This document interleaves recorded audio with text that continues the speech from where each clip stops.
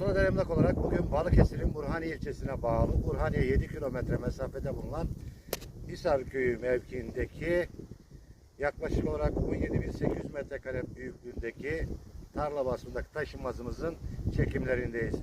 Tarlamızın aracın olduğu yerden yaklaşık olarak girişine kadar olan bölümde 310 metre kanalizasyonla cephesi vardır.